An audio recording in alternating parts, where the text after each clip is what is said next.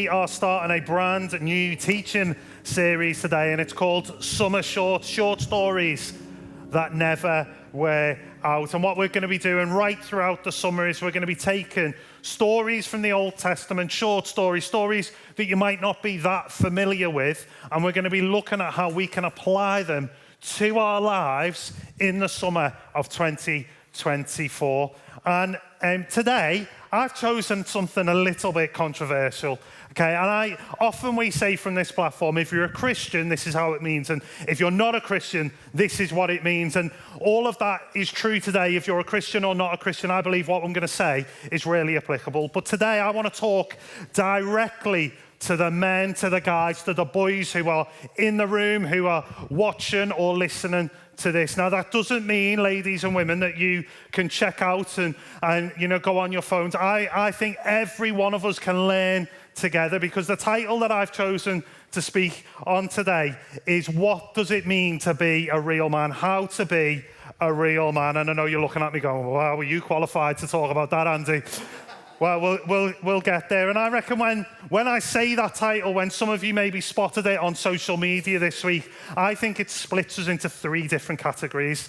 I think the first group of people are tuning in or here, ready to cancel me, ready to cancel Lifecentral. I knew they were like this. I knew they believed this. I knew this. And you're here with a notebook. You're there. You're listening. You're ready to clip something, to put it up on socials and say, this is what they're really like. Or maybe you're here ready to confirm things, ready to say, see, I told you I was right in this. And you're writing notes. Or maybe the third group is people who are ambivalent. You didn't even realize that was the title. You just pitched up or tuned in today, and you're like, oh, okay. Or maybe you're just open to learn. And whatever group you're in, you find yourself in, I really think that God might want to speak to us through this topic today. And a big influence in what where the heart of what I want to say today has come from a two-part series that I've listened to recently that North Point Church in America have done, and Andy Stanley did it. It's called Modern Men and Our Ancient Scripts. I'm not taking all of the content.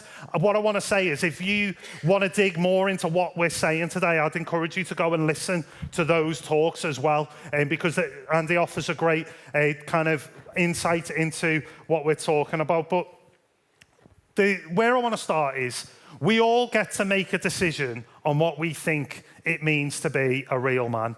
And our world stereotypes what a real man is to us. Maybe some of the stereotypes is the big, strong man, the Tyson Fury, the tall, the loud, the gobby, the one who can take anybody on in the world. Or maybe it's the self-made businessman who's in charge, who's got the money, who can splash the cash, who can say, you're fired, and all this kind of stuff. Or maybe it's the Ed Sheeran, the creative, the poet, the romantic kind of guy. Or maybe it's the working class guy who likes to sit and watch telly and let the world revolve around them. Who's in charge of the remote control in their house? Who keeps hold of it? Come on, be honest.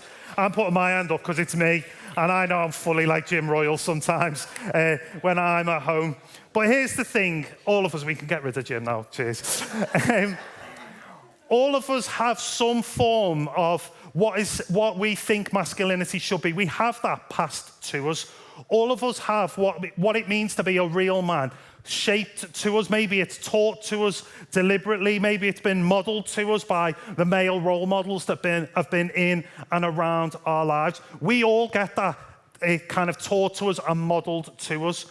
And we get to make a decision on what we accept and what we believe, and what we accept and what we believe, and what we decide to model ourselves of what true masculinity really is what we then hand on to our sons and our grandsons and our nephews, and what they will then aspire to be, and what form of masculinity and what they will perceive as what it means to be a real man.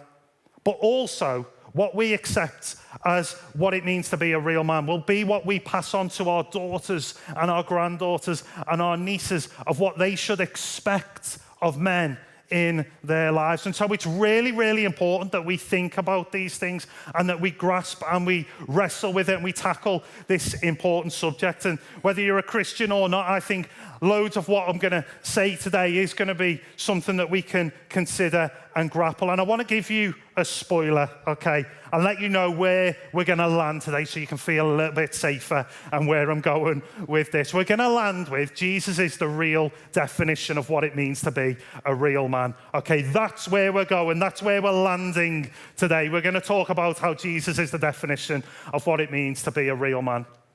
But I think for some of you, maybe particularly some blokes, when I say Jesus is the definition of what it means to be a real man, this image comes to your mind and you think, I'm not like that. I'm not gentle Jesus, meek and mild, who can have bluebirds land on my shoulders and comfort a lamb like that. That's not who I am. And that's not what I'm saying Jesus is when I say he's a real man. Yes, that's a part of who Jesus was, but that's not the image we're shooting for today. So we can take that off the screen. You see, Jesus was a real man. He was kind, he was compassionate, he was forgiving, he was loving. He said, let the little children come to me. But he was also strong. He was courageous. He was a leader. He at one point got so passionate that he went away, made a whip, came back to the temple and started chucking tables and kicking off. Like, this is all a kind of big kind of spectrum of who Jesus was when he was a man. And so we're going to land there, but the Summer Short series is about taking a short story from the Old Testament and looking at how we can apply it to our daily lives. And the story that I've chosen is one of my favorite Old Testament kind of stories, and it's a story of David and his mighty men. Now, David was the king of Israel, and the Israelites were in lots of different battles, and these mighty men were kind of like David's cabinet.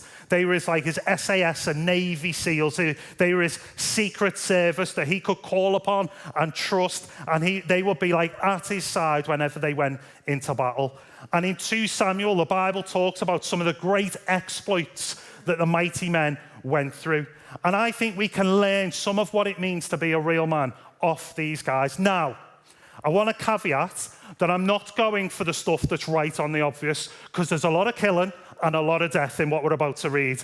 And I'm not saying that real men go out and kill loads of people. That's not where we're going with this today. But we're going to pull out what I think some of the characteristics and traits that these guys had and how we can apply that to being a real man. It's going to come up on the screen. It's 2 Samuel 23. These are the names of David's mighty warriors. Josheb-Basshebeth, a Tachmonite, was chief of the 3. He raised his spear against 800 men whom he killed in one encounter. Next to him was Eleazar, son of Dodai the Ahohite. As one of the 3 mighty warriors, he was with David when they taunted the Philistines, gathered at Pasdammim for battle. I love that. It's like, come and have a go if you think you're hard enough taunting them. And he says, then the Israelites retreated, but Eleazar stood his ground and struck down the Philistines till his hand grew tired and froze to the sword. The Lord brought about a great victory that day. The troops returned to Eleazar, but only to strip the dead. You see, Josheb and Eleazar, we meet them, and it's almost like introducing the gladiators, isn't it? In the blue corner, we've got Josheb. It kind of feels like that. It's like their role of honor. But Josheb and Eleazar, they teach us that if we want to understand what it means to be a real man, and we want to understand and have a healthy view of masculinity, then we need to understand that real men are committed. Josheb and Eleazar show outstanding commitment to the cause that they were in. Josheb faces 800 to 1 odds. Everybody else runs away, but Josheb, he stands firm and he says, I can see that I'm outnumbered and this looks impossible, but I'm going to take it on and I'm not going to quit. Eleazar was committed again. Everybody else flees, but Eleazar stays fighting. He stays battling until his hand freezes to the sword. That is a level of commitment that we should aspire to. And I want to speak for my generation. I'm a millennial, an older millennial, but I'm a millennial. And I think millennials and younger, one of the things that's often leveled at us, and I'm guilty of this as well, is that we can be so unfocused. We can lack commitment. We can, as soon as things get boring or get a little bit difficult or something shinier and flashier comes along, we're like, boom, we're gone and we move on. Often it can be leveled at us that we're willing to ditch stuff if if it gets too difficult. And I think generally, commitment, faithfulness, and loyalty is something that I think a lot of women in our culture don't experience from men. And so I would say that real men, we need to be committed. If we want to look at what it means to have a healthy view of masculinity, we need to look at Eleazar and Josheb. Eleazar says, no matter how hard it is, I'm going to keep fighting. Maybe as real men and having a healthy view of masculinity, maybe we need to say, hey, no matter how hard this marriage gets, I'm staying fighting for it. No matter how difficult this situation is, I'm still in it. No matter how hard and difficult and tense things get in our friendship, I'm going to stay committed to you. No matter how difficult this season is, I'm sticking at it. I've seen a story about Will Guidara, who's kind of a bit of a mogul in hospitality. He's the guy that the series The Bear is modelled on in his restaurants, and he told a story about when his friend's dad passed away. His friend's dad passed away, and he heard about it, and he sent him a text, and he said, I'm really sorry, all the kind of gratuitous things that you and I would send.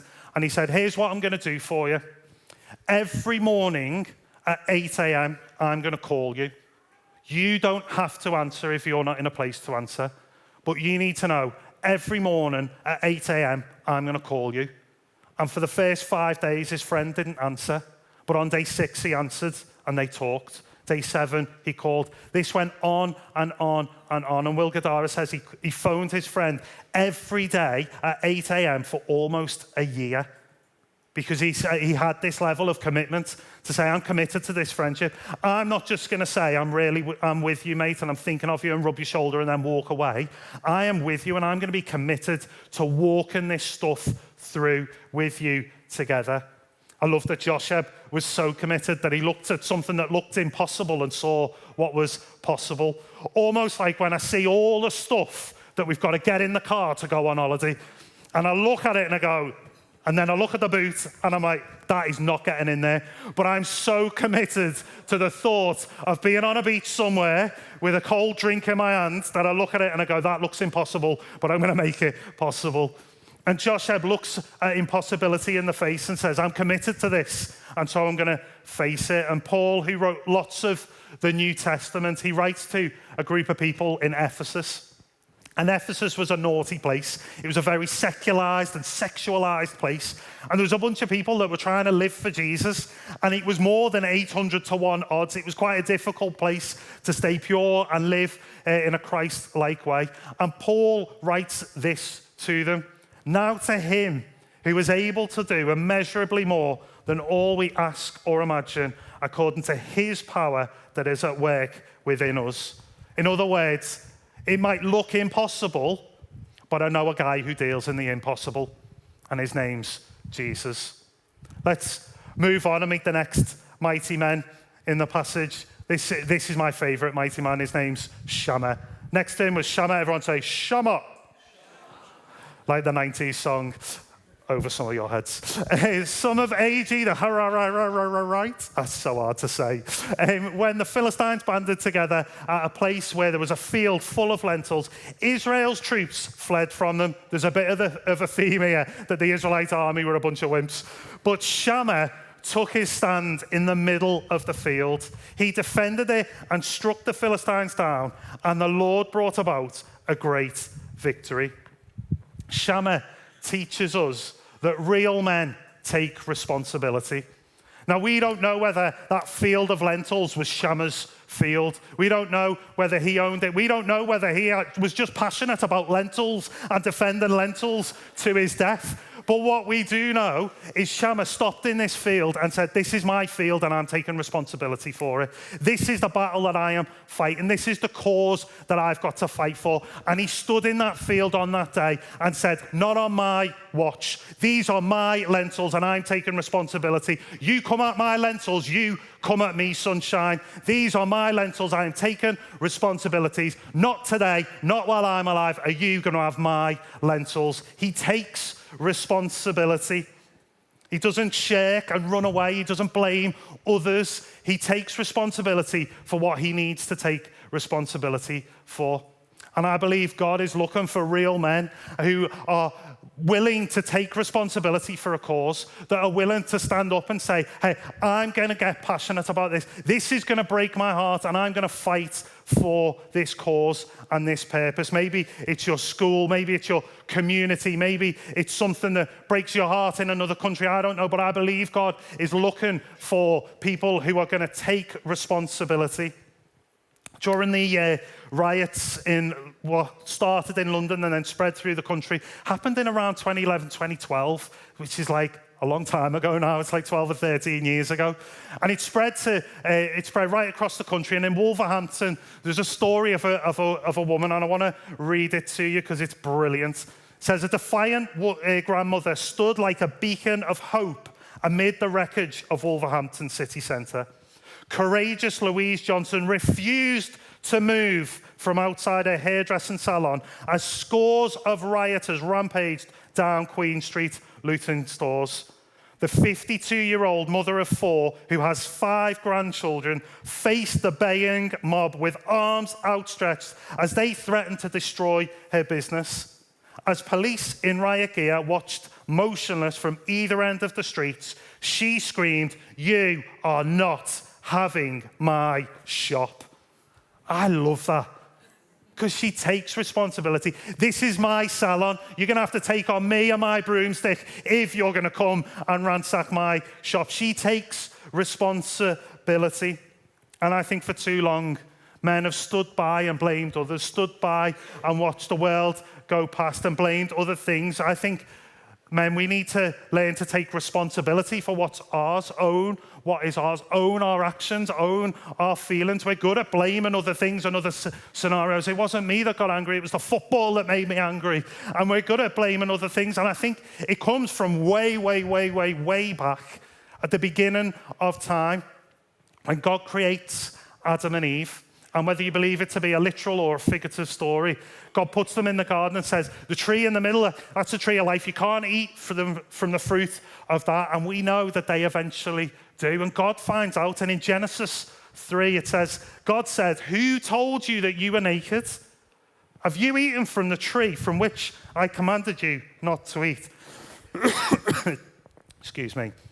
The man said, "The woman you put here with me, she gave me some fruit from the tree, and I ate it."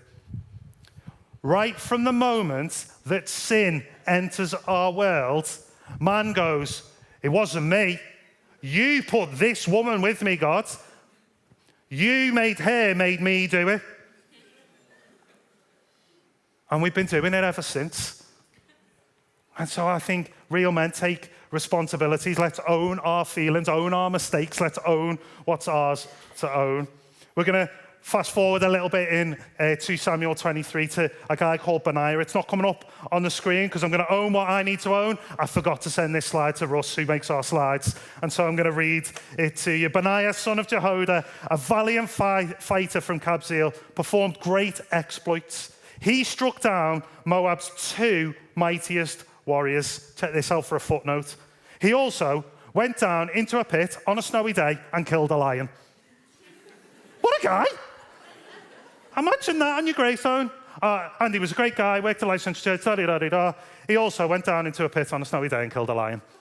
Absolute madness, imagine doing that. And I think Benaiah teaches us that real men can listen and respond. Because you don't go into a pit or a cave on a snowy day knowing that there's a lion in there without being able to listen. If you run in there screaming your face off, your face is going to come off. And so, Benaiah, can you imagine the slow steps, listening for the breath of the lion, listening for any sign of movement, and being able to take it on. I've heard people talk about Benaiah, that Benaiah was willing to run to the roar. He was willing to listen to the problem that was coming up and go towards it rather than run from it. See, real men can listen and respond. In the Manchester bombings at the Ariana Grande concert a number of years ago, there was some great stories, and I picked this up from one of the newspapers. It says, it was a night of chaos and horror, but from the tragedy has emerged stories of great bravery, not only from the emergency services, but from members of the public. Among them was Paul Reed from Darlaston, Walsall, the West Midlands are representing today, who had been in the foyer of the Manchester Arena and ran towards the sound of the explosion as soon as it hit to see what he could do to help. See, real men are willing to confront the things that are hidden in caves, to confront and face and walk towards the things that hide deep within us. Real men aren't scared to talk about their feelings, to talk about the times where our past is showing up in today, to talk about the things that are affecting us on the inside. You see, Benaiah could have left the lion, could have gone, you know what, out of sight, out of mind. Doesn't matter. I know it's dangerous, but no one can really see it. It doesn't really matter. Because he knew one day that lion was going to come running out of that cave and be a danger. And so Benaiah was willing to run to the raw, to listen and respond to what was coming up in and around him. My final thing is that real men serve. In between Shammah and Benaiah, there's this story that, if I'm honest, does my head in a little bit, but it's so, so good. You'll understand why it does my head in when we read it together. It says, during harvest time, 3 of the 30 chief warriors came down to David at the cave of Adullam, while a band of Philistines was encamped in the valley of Rephaim. At that time, David was in the stronghold, and the Philistine garrison was at Bethlehem, so they captured Bethlehem. David longed for water and said, oh, I can't read this without feeling, oh, like so dramatic. Oh, that someone would get me a drink of water from the well near the gate of Bethlehem. So the 3 mighty warriors broke through the Philistine lines, drew water from the well near the gate of Bethlehem, and carried it back to David. They risked their life to get their king a glass of water, but he refused to drink it. Really, David? You can see why it does my head in. Instead, he poured it out before the Lord. Far be it from me, Lord, to do this, he said. Is it not the blood of men who went at the risk of their lives? And David would not drink it. Such were the exploits of the 3 mighty warriors. It blows my mind, that story. So I'm like, really, David? Why wouldn't you drink it? But these 3 men, in service of their king, said, wherever you need me to do, whatever you need, I will go and do it for you. And that sense of David pouring it out on the ground becomes a real biblical theme of things and people talking about being poured out, none more so than Jesus. The night before he died on the cross, Jesus is teaching his disciples about communion, which we take often together, and it says, in the same way after the supper, he took the cup saying, this cup is the new covenant in my blood, which is poured out for you.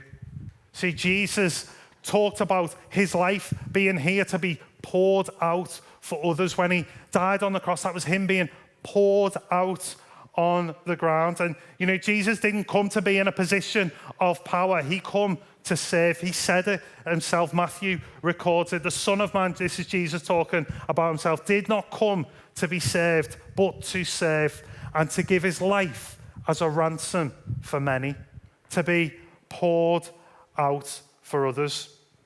You know, in a bygone time, you know, thankfully we live in a world where we're talking about gender equality and equal rights and all that stuff, which is absolutely brilliant.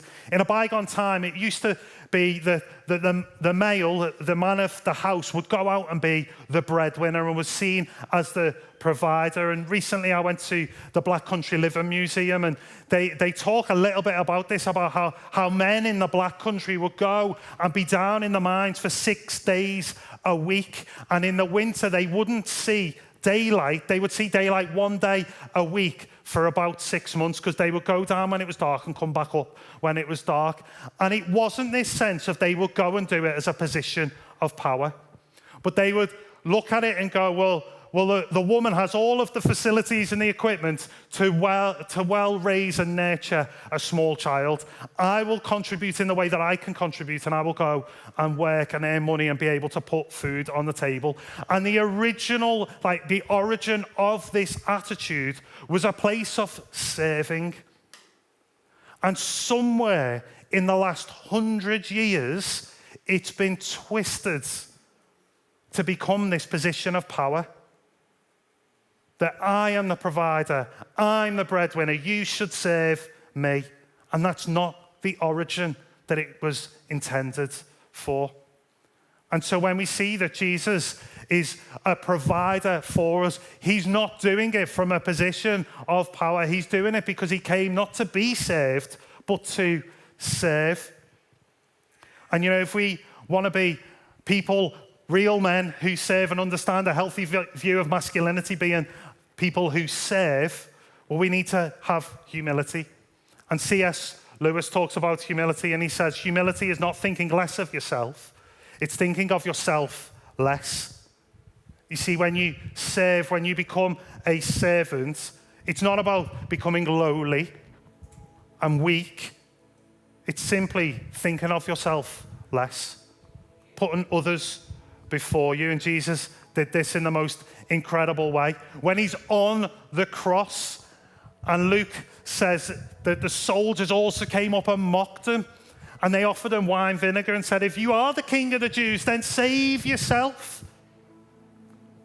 And if we wrote the story, if Hollywood wrote the story, then after this, it would say Jesus looked up to heaven and says, forgive me, Father, for what I'm about to do. And he rips his arms off the cross, and lightning strikes, and he wipes them all out, and he saves himself. Thankfully, Jesus refused to save himself, because had he done so, he would have forfeited the option to save you. And this is where I think the definition of what being a real man looks like in Jesus. Because Jesus served others. And we sing that song, and we're going to sing it in a few moments' time, The Lion and the Lamb. And the song says that our God is the lion. He's fighting our battles. He's roaring with power. Jesus is powerful because he's God in human form. Jesus has all the power of the universe at his disposal. He is strong and courageous like a lion. But he's also a lamb who was slain, who gave his life for the sin of the world, who poured himself out for others.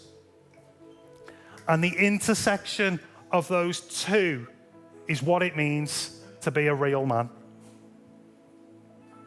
Is to look to serve, is the battle that all of us face, is that willingness to say no to myself so that I can say yes to other people, so that I can control myself and control my own desires. I can run to the roar of the things that are hiding in my caves. I can deal with that stuff so that I can serve and pour myself out for others. Paul, who was writing to the guys in Ephesus, he wrote a bunch of letters, and he wrote to the people in Philippi trying to follow Jesus. And he talked about Jesus, who, being in very nature God, did not consider equality with God something to be used to his own advantage. Rather, he made himself nothing by taking on the very nature of a servant, being made in human likeness. It's that he was on a throne of endless glory, and he came down to a cradle in the dirt. And Jesus invites us all, not just men, but all of us, to live in that balance and that intersection of looking to serve other people, that intersection of lion and the lamb, using our power not for our own advantage, but to help other people. And so I want to invite us as a church to stand to our feet. And we're gonna sing that song, Lion and the Lamb. And I want to encourage you to to worship, to thank Jesus for who he is. That he is roaring with power, but he also laid his life down like a lamb for us. But also I want you to consider and maybe say to God, God, where have I got a twisted view of masculinity? God, I'm open to you speaking to me. And so I'm going to pray, and then we're going to sing together and wrap up our service. Jesus, I thank you that you gave your life for us, that you modeled to us what it means to be a real man. Jesus, we want to worship you. We want to thank you. We want to glorify and honor your name. But Jesus, we also say, would you challenge us? Would you help us to know the things that we need to address and look at? God, if there's anything hiding in our caves, would you help us to be like Benaiah and be willing to run and listen and respond to what it is that you're saying? But Jesus, we thank you that you are our King, that you're our Savior, and yet you were willing to get down in the dirt with us. And so God, we want to sing and we want to glorify you. Amen.